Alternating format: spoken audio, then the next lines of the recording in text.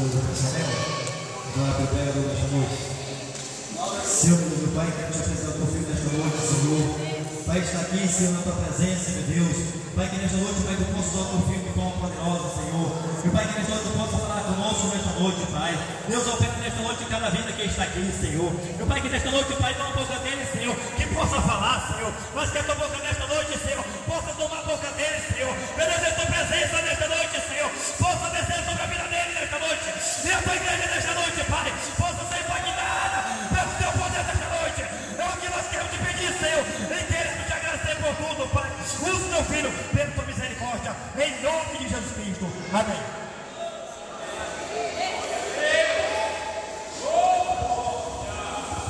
Glória a Jesus. O tecladista quer um fundo musical. Glória a Jesus. Cumprimento a todos na paz do Senhor, amém? Para mim é um motivo de muita responsabilidade e de muita alegria podermos estarmos aqui, sendo o instrumento que o Senhor Jesus possa usar para fechar esse congresso. Estou feliz e me sinto muito honrado. O Senhor me fez passar por vários tipos de situação, e hoje foi inevitável algumas viagens através do Espírito Santo, porque nesse ano é o ano exato que a gente faz 7 anos que o Senhor me consagrou como missionário.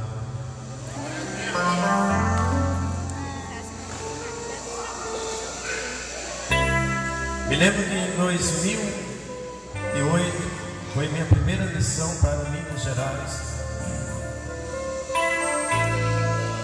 e ali eu pude provar o que passa um missionário, o que passa um pastor itinerante da palavra de Deus.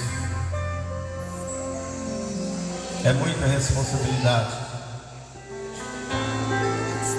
E esses dias, buscando e consagrando ao Senhor, eu falava: Senhor, e está chegando o dia, e qual é o texto, qual é o título dessa pregação? Porque avivamento é o título já dado ao congresso, e eu queria dar um título a essa pregação dessa noite. E o Senhor se manteve em silêncio por vários dias. Veio o irmão, cantor irmão, até me perguntou qual vai ser a mensagem missionária. Baixei a cabeça, dei um sorriso, porque ainda o Senhor não havia me entregado o título dessa mensagem. Aí o missionário, eu não me lembro o nome dele, ele estava junto comigo. Missionário, hoje é o dia, e agora? Qual é o título dessa mensagem? Bem, irmão, se eu disser para ti, você não vai acreditar. Deus ainda não me entregou o título da mensagem. Estou preparado, porque o servo de Deus, eles têm que estar na brecha. Em qualquer que seja a situação, ele tem que estar debaixo na direção da mão do Senhor. Identifiquei que Deus usou a missionária de uma forma extraordinária no início desse congresso, porque ela relatou sobre a base da família, o casamento. Percebi também que o nosso pastor José Domingos, né? É isso, né? Perdoe, irmão, se eu errar com nomes. Falou sobre a arca do concerto. E aí, pela última vez, entrei até o quarto, bateu um certo desespero, um pouco falta de fé, né, meu homem? Quando as coisas se aproximam, se arrocha. Peguei a Bíblia e o Senhor falou: olha, meu servo, para você não ficar mais inquieto, o título da sua pregação nessa noite terá por nome de restauração. Oh Jeová, Lekala Palasi Pahari Kalayas, Lepalaya Katara, Rejibahas, Rejigahas.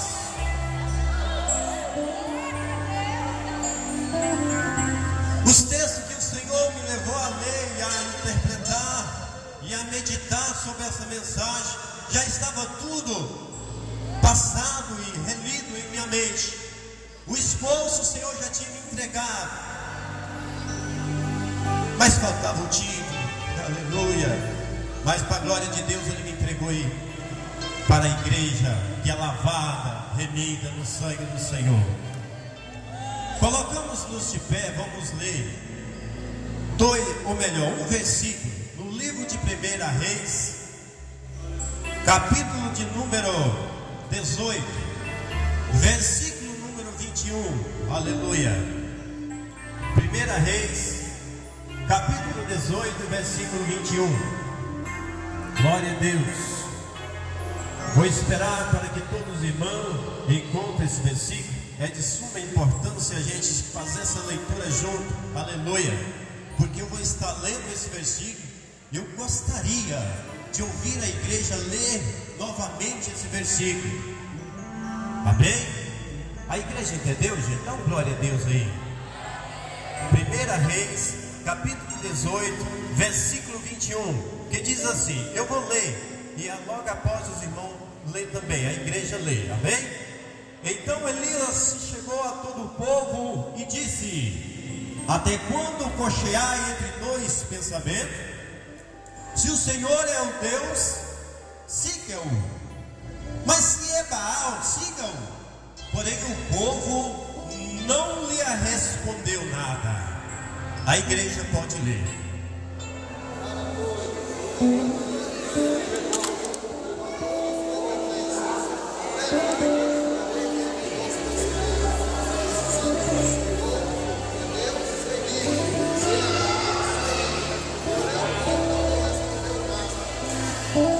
Aleluia. Por que podes assentar, irmãos? Por que o povo de Israel naquela época não respondeu ao profeta Elias? Por que preletou dessa noite que aqueles homens, aquelas mulheres, já em outros tempos conheciam o Senhor, já conhecia a potente mão do Deus poderoso, não virou para o profeta e respondeu para o profeta a sua objetividade, o seu interesse, a sua força e adoração, porque aquele povo estava dividido em dois pensamentos. Aquele povo não estava em um só pensamento, como está nessa noite a igreja do Senhor Jesus,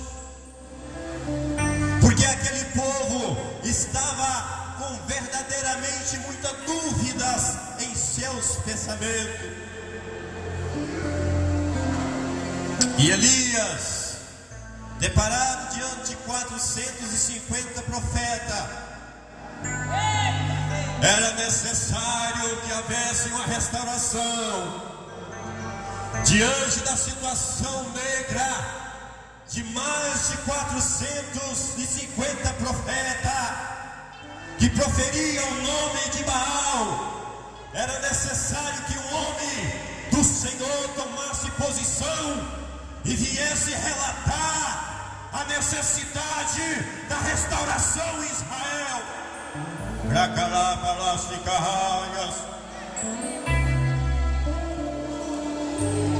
O povo estava dividido, irmão. O texto nos implica e nos leva a uma significância e um modo de entender que Baal, por algumas e outras ocasiões, atendia ao clamor dos seus profetas. Por que não?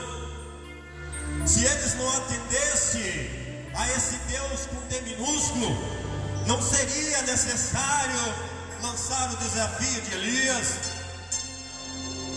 Os irmãos estão entendendo? Não seria necessário. Mas por outros tempos oportunos, Baal tinha feito algum mover. E um povo que tem uma aliança com o Senhor não poderia estar desse jeito, dessa forma. Era necessário que Deus usasse alguém para que seja para enfrentar 450, para mudar a situação daquele povo que conhecia o Senhor Deus dos exércitos. E Elias chegou diante desses profetas. O desafio foi muito grande.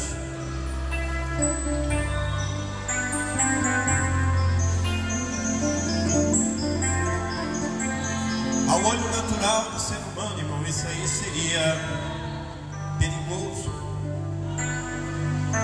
Mas quando Deus está no negócio, não carece nós perecer, não carece você ter medo.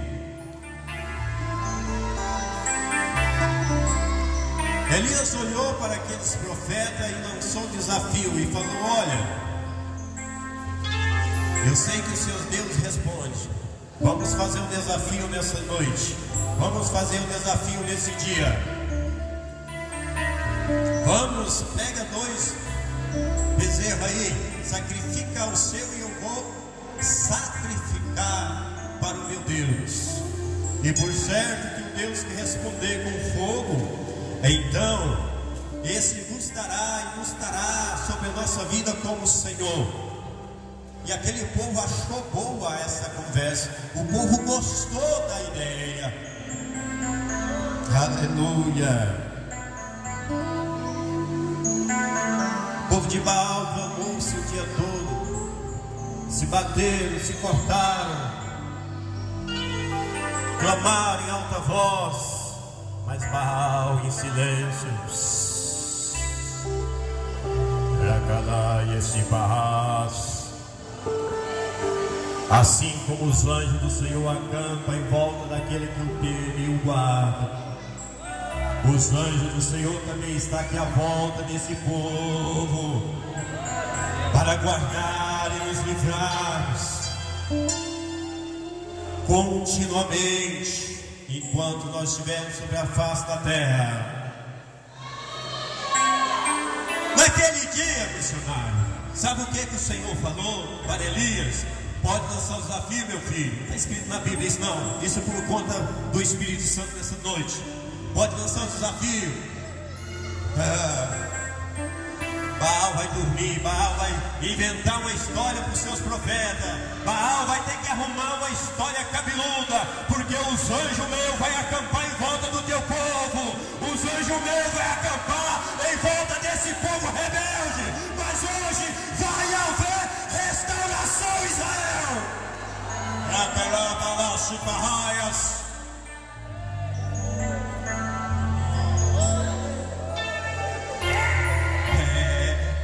E o anjo falava: ei, daí para trás, das trevas profundas, daí para trás, aqui está o homem de Deus, rei Calashipahás. Aqui está a mulher de Deus, rei Calás, daí para trás, rei Calaias.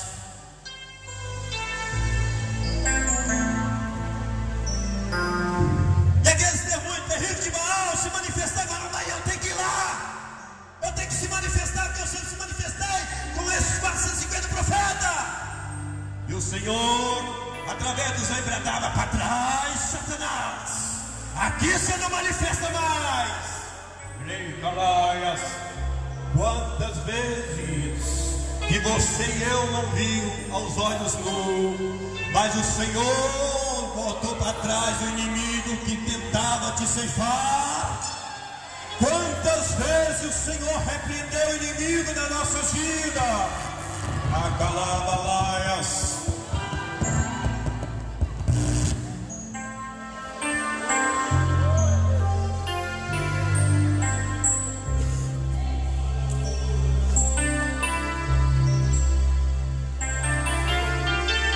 Irmãos, em todo tempo, o Senhor sempre faz tudo que nós não conseguimos fazer. Mas aquilo que está em nossas mãos, nós devemos tomar a atitude de fazermos. Aqueles 450 profetas, não houve resposta.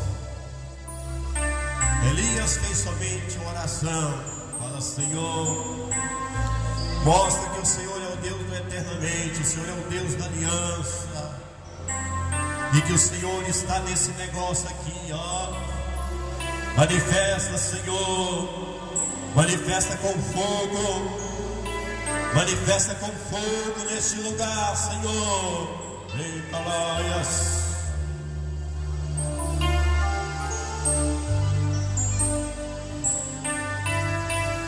Elias ainda molhou o altar e a lenha e ao sacrifício 3 vezes, de tanto que a água escorria pelos reinos. Elias, então, antes de fazer essa oração, ele dá uma observada, não por ele, porque ele estava correto diante de Deus, não por ele, ele era o profeta da época, a autoridade estava sobre ele, mas ele tinha que fazer algum reparo.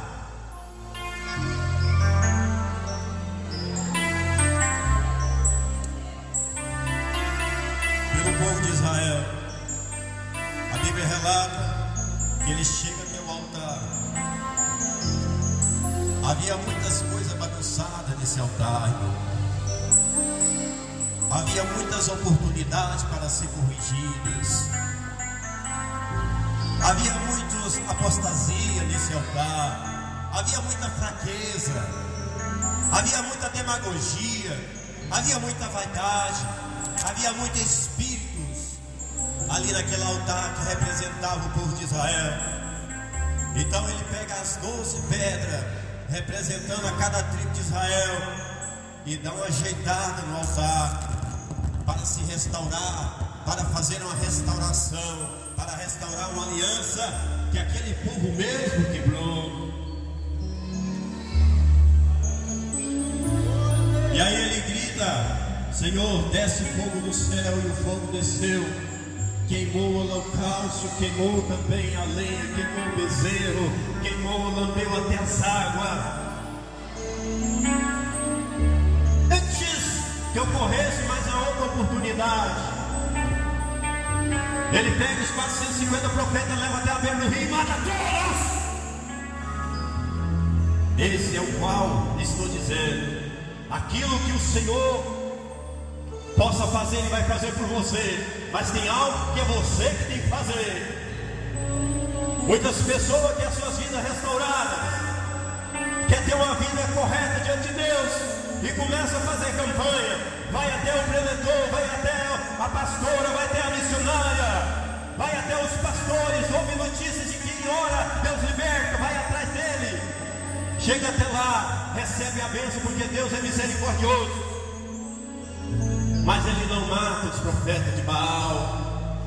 Às vezes ele tem lá algumas CDs de música mundana, ele não tem coragem de destruir.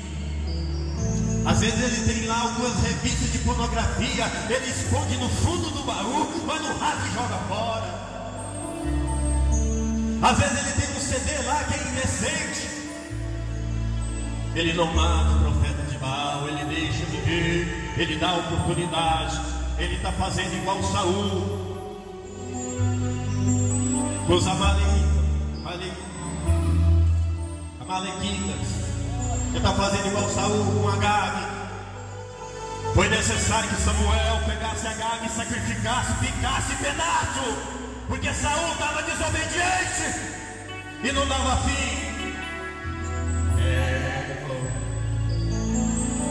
Quem diz que restauração depende só do Senhor, depende de mim, depende de você, depende da igreja, depende de um povo santo que esteja inteiramente voltado com a mente para Cristo.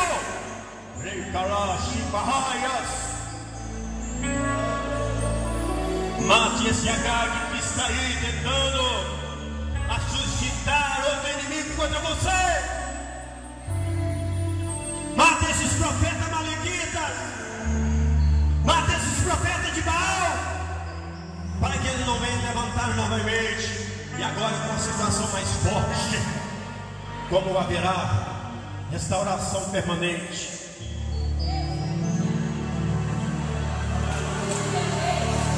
O povo de Israel, no livro de Samuel capítulo 16, 15, 14, 13, nós vamos deparar com o povo de Israel clamando ao sacerdócio, ao profeta, ao juiz Samuel, para que ele ungisse um rei sobre Israel.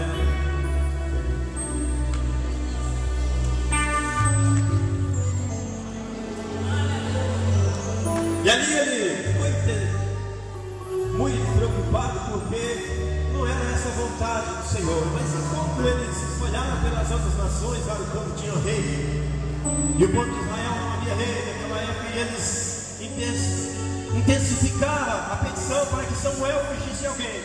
Então Deus permitiu que Saul fosse ungido a rei de Israel. O interessante que nós deparamos com essas passagens é que Saul, no início, ele se atenta com a voz do Senhor, e que no início ele tenta ser perfeito diante de Deus, e que no início ele tenta até fazer a vontade do Senhor. Por várias vezes Deus usa Samuel para que ele viesse a ser restaurado. Aí ele estava em guerra com os galileus.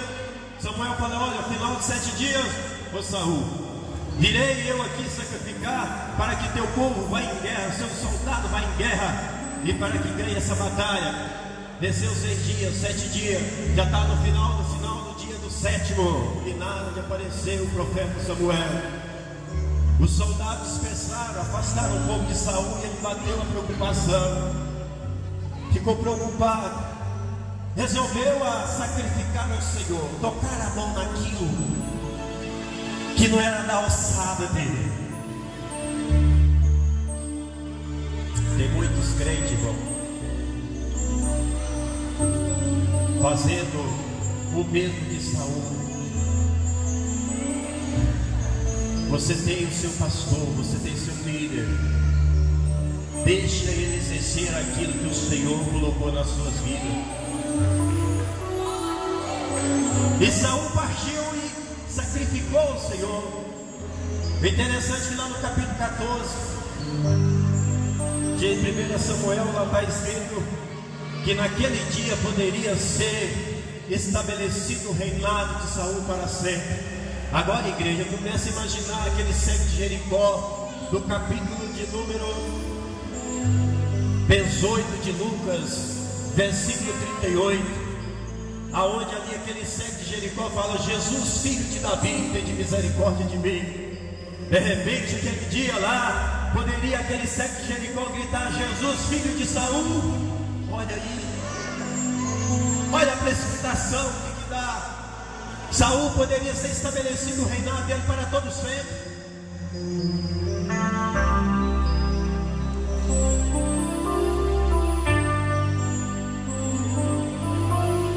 Mas há também as oportunidades, toda restauração, todo renovo, todo broto que sai novo do tronco tem uma regeneração, tem uma influência,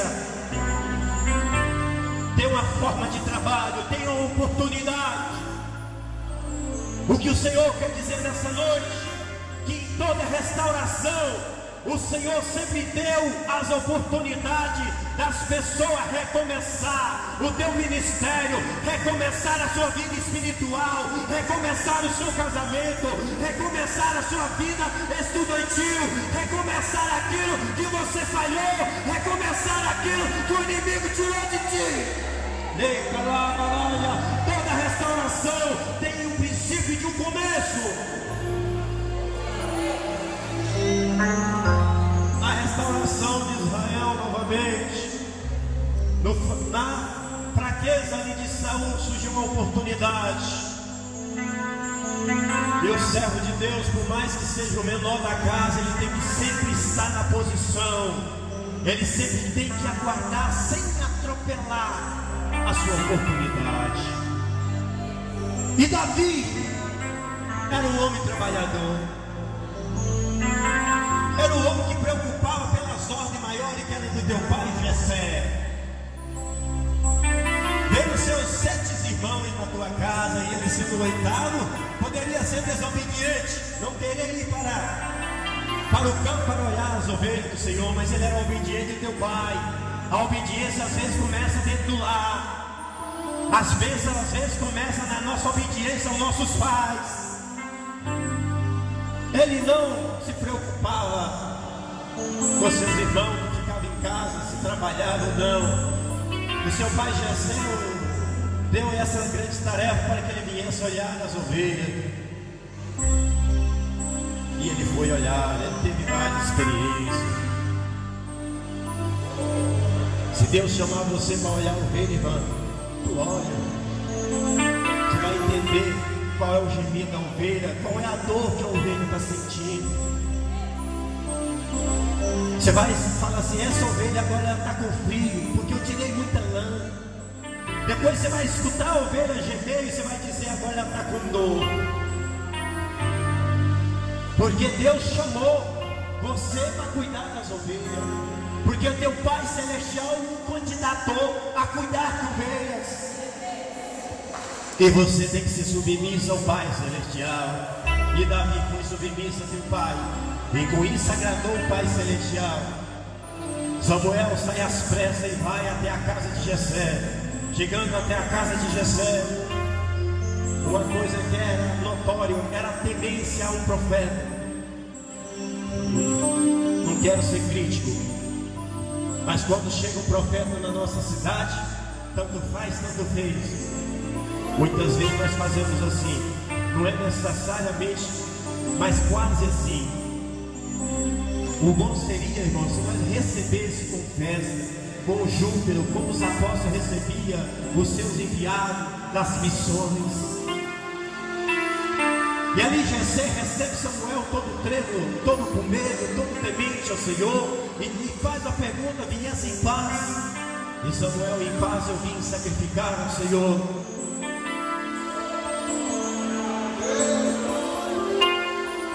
Aonde que entra a sua oportunidade nessa restauração?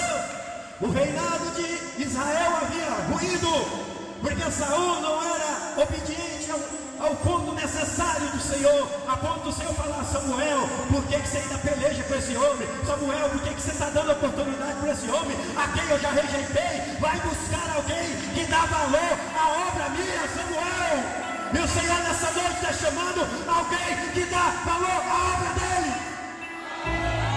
Você está afim de dar valor àquilo do mais simples e mais eficaz que o Senhor tem entregado em tuas mãos? Ah, pastor, só de porteiro eu não quero. Só ser porteiro eu não quero, não.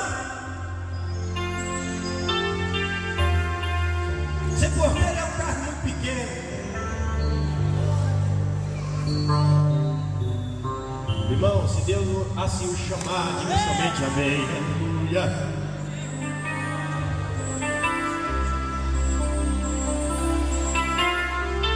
Jessé então, mais que apressado: olha, vou fazer passar na sua frente então todos os meus filhos. Chamou Eliabe: vai, meu filho, você é o mais velho, passa na frente do profeta, que por certo será você o ungido de Israel. Vai, Aminadab, é você. Vai, Samar. Mas você, irmão, que é candidato a vencer, está lá na seara